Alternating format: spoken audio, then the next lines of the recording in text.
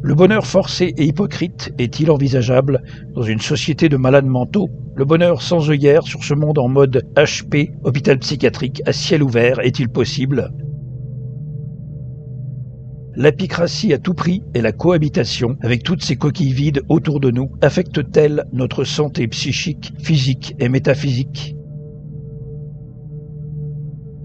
En plus de l'empoisonnement généralisé par extorsion de consentement forcé, nous avons eu droit à ceci. Musellement et étouffement des populations, des personnes âgées, des enfants, pendant 2 ans. Des amendes, des confinements, des reconfinements, du harcèlement injustifié et totalement illégal. Je rappelle que les décrets ne sont pas des lois, et les lois passées en cachette ou en urgence, sans aucune consultation du peuple et injustifiées, n'ont aucune valeur. Menaces sur autrui, gazage, tabassage, détention abusive des personnes qui protestaient. Interdiction de rendre visite à des proches pendant 2 ans dans les EHPAD et hôpitaux. Harcèlement moral en forçant les personnes en fin de vie à ne voir aucun proche. Même chose pour les établissements médicaux. Interdiction d'accompagner un proche sous prétexte d'une fausse pandémie contagieuse totalement bidon. Nazisme totalitaire ultime et extrême. Interdiction d'exercer son métier si non vacciné. Interdiction de se soigner si non vacciné, sauf aux urgences. Regard et attitude culpabilisante des personnels soignants totalement possédés et acquis à la cause de la vaccinologie sectaire. Interdiction de se rassembler aux enterrements des défunts et de les voir. Beaucoup, au début,